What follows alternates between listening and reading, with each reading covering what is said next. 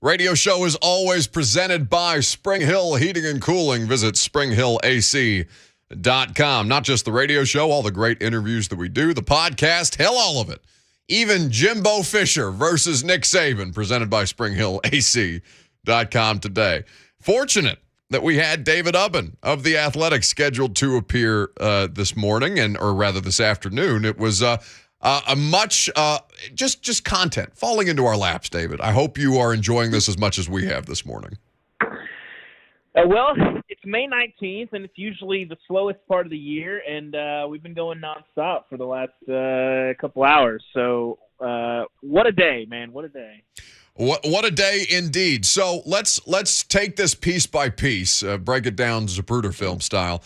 When you saw Nick Saban, I think Max Olson, your colleague, tweeted out the clip from the Birmingham business leaders function that he was speaking at yesterday. When you saw Nick Saban just come out and say, yeah, A&M bought all of their players last year. We didn't buy one. What was your initial reaction? I don't like the tone, quite frankly. I think that people buy into this idea that is inherently wrong, or even what Jimbo was referring to is that the allegation was that he's cheating. I don't think that anywhere Saban said it was explicitly cheating, and all of their stuff did adhere to the rules. And did have guys get some pretty good deals. And if there's quid pro quo, none of that violates state law. None of that violates the NCAA's interim policy. It gets people frustrated. It gets people saying that they can think it's a recruiting inducement. But, I think people get locked up in, hey, the rules governing NCAA and college football are inherently immoral. Breaking them is not the immoral act. And I think that I just don't like the demonization or the acting like paying players is a pejorative. I really take offense to that. And that's what stuck out to me is that, hey, like, why are we acting like this is a bad thing? It's not a bad thing. Like, get out of the tunnel vision college football and look at society and the world and all those things. This should not be something that people act like is bad.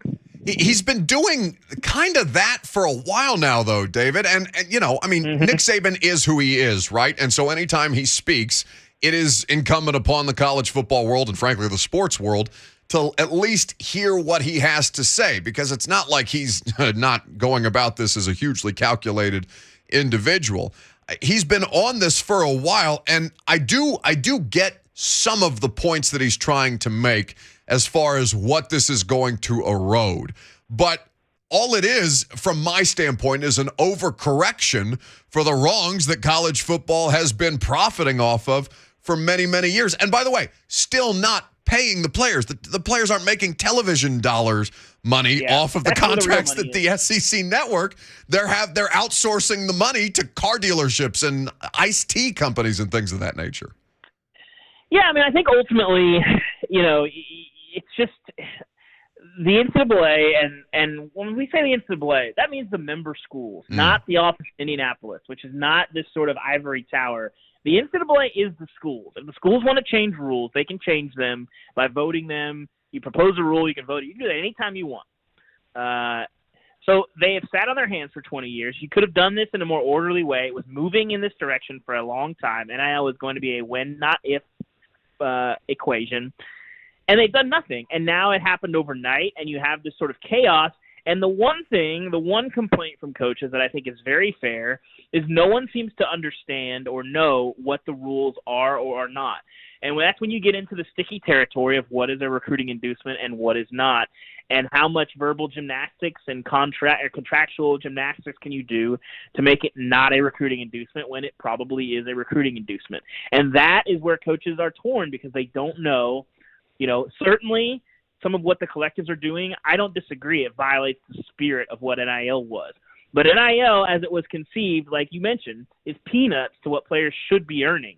So I kind of look at it as sort of a societal view of like, well, you guys are still keeping the real money away from it. You've accidentally backed yourself into a pay-for-play situation because of your sort of backwards legislation. And you may not like it, but I think in general, this is a moral thing. This is good for society. It is wealth redistribution. You're no longer robbing players of money that they should have had decades ago. So I have a hard time getting real out of sorts when people are like, oh, we can't be buying players. Yes, you can. And the amount I can guarantee anybody listening to this, maybe there's some of you out there, but I bet you that you or I or many other people have not earned for our companies what Bryce Young has earned for Alabama football. And people act like it's a bad thing that these guys want to get money is insane, and it is, quite frankly, un-American. David Ubben of The Athletic here with us on 104.5 The Zone. We're discussing the current situation around Jimbo Fisher, Nick Saban, and the comments made today that has created, great controversy on May the 19th in college football. Look at college football out here making headlines in May. What did you make of, before we move to Jimbo in all of this, David, just the phrasing that Saban used is the thing that I think irked me the most. The idea of buying players. I know that's common language in like Premier League soccer and international soccer and things like that. Maybe I'm too much harping on how that hit me, but I'm already kind of on guard against that when we go through the whole NFL draft process as somebody who covers the NFL, and it's basically a combination of a beauty pageant and a livestock show. I don't like the idea of Nick Saban being comfortable talking about, or anybody talking about, the buying of high school kids. I mean, I guess. I don't know. Even when I was spending some time with the Spire guys, when I was writing that story about them back in February, which feels like 5 years ago now, they were even saying, well, it's not buying players. We tell them what their opportunities are. And, I'm thinking, well, I just don't see anything wrong with quote unquote buying players. People want to use it as a pejorative. It is letting players earn money on their value. Yeah. Somebody wants to pay you something. There's no reason, there's no law, there's no compelling case for why you should not be allowed to do that. We've seen that obviously in the Supreme Court. I think you can feel it. I think college football has been operating for one way for a long time and has talked a lot of people into the idea that this is the right way to do things, that players should play for, and I'm going to try not to laugh as I say this, the love of the game and not for money. I don't see a lot of coaches coaching for the love of the game. I don't know about you guys. Nick Saban, he does a great job, but, I'm sure he loves the game. He might love it a little less if it didn't pay him $10 million a year. So I just, the pejorative of buying players and all this stuff and pay for play, which is a term that's built around crime and not, being compensated for your labor, which is the fundamental element of like capitalism and how American society operates. I just think that so much of this like warped morality is so baked into college football and the fan base of every team and all these things that these guys are not doing anything wrong. I still, these rules are bad. They need to make the rules less bad and stop villainizing people who, quote unquote, find loopholes in bad rules to allow players to earn their market value. It's insane to me. I love the way that you've put that in context for the audience, David, just because it is so, I mean, we've had such a harsh reaction to it, and you I'm sure deal with this a lot more than we do, just having a talk show around local sports more than anything, and my primary place being with NFL coverage. But just the way that people have had such a harsh reaction to it because of the way that it has been baked in generationally, and all of a sudden the Supreme Court, the highest court in our country, unanimously, and if anybody is paying attention to anything that's happening in the Supreme Court right now, you understand just how difficult it is to get a unanimous vote on anything. That they are telling college football fans and people who have operated in this space, whether they're just kind of head in the clouds type of deal or whether they're turning a blind eye to it actively, that this stuff needed to change a long time ago. Even now, though, it's just come to this screeching halt where we're changing things up in real time. Do you think this is something that's just going to have to evolve over time, that people are just going to have to eat it? Because it's not like we're going back to what it was. I think so. I think people have to recognize, everybody wants to talk about how polarized politically our society is. That there's only one issue, it seems, that Democrats and Republicans can agree on in America, and it's that the entire structure of college sports is entirely messed up. You have Republicans who don't like it because it's restricting the free market. You have, Democrats or liberals who don't like it because it's hurting employee rights. It's not treating people the way they should be treated. Everyone is united on this one issue, and yet there's still a lot of people willing to defend it for, I don't see a whole lot of other reason other than, well, that's the way it's always been done. Yeah, that is the way it's always been done, and it's always been done in an extremely exploitative way. David Ubben of The Athletic is here with us on 104.5 The Zone. At David Ubben is where you can get all of the great content that he produces for The Athletic. So much great sports journalism being done there. Well worth your subscription. Let's hear a little bit from Jimbo Fisher, who decided that he wanted to go on the warpath. He instead of sitting back and waiting for October the 8th, he wanted to take it to Nick Saban today. Some people think they're God. Go dig into how God did his deal. You may find out about a guy that a lot of things you don't want to know. We built him up to be the czar of football. Go dig into his past or anybody that's ever coached with him. You can find out anything you want to find out. It's my greatest professional regret, David, that I did not carry that press conference live on the air today. I said, no, it's okay. We'll get the clips after the fact. It's so stupid what I did today, David. I was locked in, man. That was appointment viewing for me. It was, man, what a time. It's May 19th, and this has been the spiciest day of the offseason. So what does he hope to accomplish there, David, by what he did other than blowing off steam? Because, he clearly had to get somebody to say, okay, we'll let you have this emergency press conference. I know Jimbo carries a lot of sway at Texas A&M at College Station. He has the run of the joint, it seems, of the athletic department. But what is the benefit there as you see it? Do you see one from what he had hoped to accomplish today? I'm not sure. I think one thing, well, for one, I think he felt like they were insinuating that he was cheating, and he took exception to that on a personal level. But on a practical level, I think, he's looking at it, and this is pure speculation on my part, but it's always about recruiting. Everything in college football always comes back to recruiting. And if you have been painted as a cheating program and everybody knows you're cheating, well, the idea is that a reckoning is going to come. You're going to have your eligibility risks, or that money is never going to end up in your actual account. These are false promises, all that stuff. And if you're out there defending your program and saying, no, what we're doing is right, I think that's a way to push back on that idea. So that's kind of my theory. I think certainly, like I mentioned, Jimbo took exception on a personal level, and he referenced that he doesn't cheat, he doesn't lie. But I think on a practical level, I think it's about, hey, this reckoning is not coming. So with all that being said, David, because obviously, this is Leading Sports Center. They interrupted Tiger Woods at the PGA Championship on ESPN, and now like a version of Joe Buck's Manning Cast with Peyton and Eli to talk about what Nick Saban and Jimbo Fisher are doing. Is this good for the sport? Well, that's sort of a complicated question, I think. One, I think the sport has been really bad to the people that have come through the sport for a long time. And you mentioned all the money is in the TV deals, and players still can't touch that. So, is it going to get messy for a few years? Are we going to have player movement that might hurt interest maybe a little bit? That's definitely possible. But I wrote this, a couple weeks ago, and I still stand behind it. You have something that has been a very exploitive enterprise for a long time, and it's a lot more fair, and it's a lot more equitable. It's still not perfect.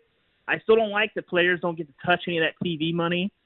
I don't love all the player movement. I'm not crazy about it. I don't think that helps the game. But ultimately, it's a more fair, it's a more equitable enterprise than it was a year ago. And so good for the sport. I think anything that makes something like that is good for it. So, I think good for the sport and that it's no longer quite as exploitative as it used to be. And we'll see, the long-term effects of fan interest. I'm not sure where that's going to go. I think you hear a lot of people talk a lot of big talk. But I think on the field, come fall, if Tennessee is, 5-0 and Alabama comes to town, it's going to look like every other season. And I don't know how much of this stuff is really, when it comes down to it, going to affect fan interest. It's a completely balanced and nuanced approach from David Ubben, and why you should be reading him at theathletic.com. David, I know you're busy. Thanks for taking some time today. Thank you, guys. Appreciate it. That's David Ubben with us on 104.5 The Zone. 615-737-1045 is how you can react to that. Can we play Jimbo's full comments again for people that didn't hear it earlier in the show? Because he came in hot. He came in right out the gate, and he wanted blood. And what Jimbo Fisher hoped to accomplish with doing this, I'm not quite certain. But I know that he wanted a piece of Nick Saban's ass, and he sure as hell got it. First of all, I'll say it's a shame that we have to do this. It's really despicable. It's despicable that somebody can say things about somebody and an organization. More importantly, 17-year-old kids. You're taking shots at 17-year-old kids and their families. And they broke state laws. They're all money. We bought every player on this group. We never bought anybody. No rules were broken. Nothing was done wrong. It was all in the way we do things, the ethics in which we do things. And these families, it's despicable that a reputable head coach could come out and say this when he doesn't get his way or things don't go his way. The narcissist in him doesn't allow those things to happen, and it's ridiculous. But when he's not on top, and the parity in college football he's been talking about, go talk to coaches who coach for him. You'll find out all the parity. Go dig into wherever he's been. You can find out anything. And it's a shame that you got to sit here and defend 17-year-old kids and families and Texas A&M because we do things right. We're always going to do things right, but we're always going to be here. We're doing a heck of a job. These coaches have done a great job. Our players have done a great job. The whole organization of recruiting people. It's despicable that we got to sit here at this level of ball and say these things to defend the people of this organization, the kids, 17-year-old kids and their families. It's amazing. Some people think they're God. Go dig into how God did his deal. You may find out about a guy that a lot of things you don't want to know. We built him up to be the czar of football. Go dig into his past or anybody that's ever coached with him. You can find out anything you want to find out, what he does and how he does it. And it's despicable. It really is. And it's a shame we have to sit up here and have this conversation about things we do. And it's personal to us? Yes, it is. It's personal to A&M. It's personal to our players. It's personal to our coaches and everybody involved. And I know the guy. Know him really well. It's amazing that we're allowed to do those things. It's really despicable. And I hate it for our players who are coming here, who did things the right way, have done things the right way, and will continue to do things the right way. I apologize to you that people insult you publicly the way they're doing it. And our fans, I apologize to you.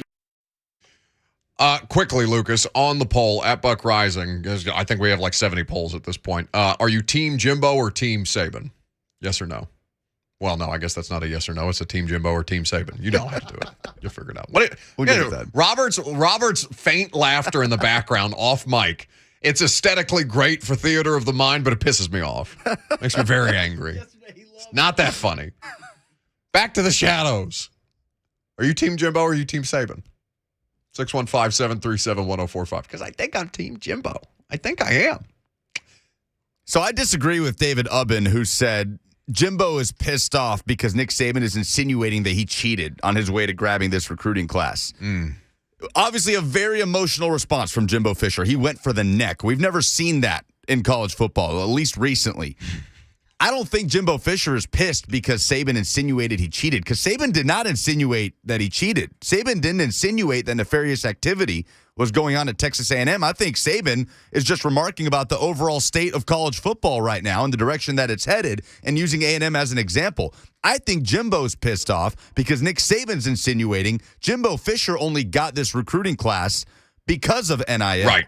Before NIL was a thing, I was getting all the top recruiting classes when we weren't paying players, which I do think is a laughable idea that Alabama never paid a cent to a prospect to come play football in Tuscaloosa. But I think Jimbo Fisher's pissed because he's saying, hey, man, you're not the only one that can do this. Well, and Jimbo's done it, right? Jimbo is a national championship winning coach, and he is to be respected as such. Now, he's not won at the rate that Saban has, but, I mean, listen, it is foolish to think that Nick Saban doesn't have the ego of somebody who thinks, yeah, you can't do it the way that I do it. Nobody does it the way that I do it. And you know what? He's right. Like, nobody does it as dominantly as Nick Saban has done it. That doesn't mean that other people can't do it in any given season. Hell, Dabo screwed himself because we're not even talking about Dabo in the era of name, image, and likeness because he said he threatened to quit if players ever got paid in college football. Like, just an asinine comment by Dabo, even as I appreciate his honesty, because I think we got a raw emotional response from somebody who really doesn't believe in this stuff. And also, you can be a fool for thinking that way, because all it's going to do is tear you down when inevitably we see the kind of market correction that we've seen. And by the way, I think it's an overcorrection. I think it's an overcorrection what we're seeing. Now, I think it's good. I would prefer it to be overcorrected in this direction than as opposed to what was literally unconstitutional under the previous structure. But I would also look at Nick Saban and say, I don't think he's calculated. Saban is smart, and I believe that he thinks about his words before they leave his mouth. But I also think he said it almost casually in the way that I don't think he meant it to start a fight with Jimbo. I think he was just trying to get a message across to his people by saying, it's going this direction. I don't like it, but if we have to play this game, okay, let's play this game. On that note, Clemson right now, barely in the top 40 in the 2023 team recruiting rankings. I mean, it's pitiful. It's pitiful. And Dabo has no one to blame but himself.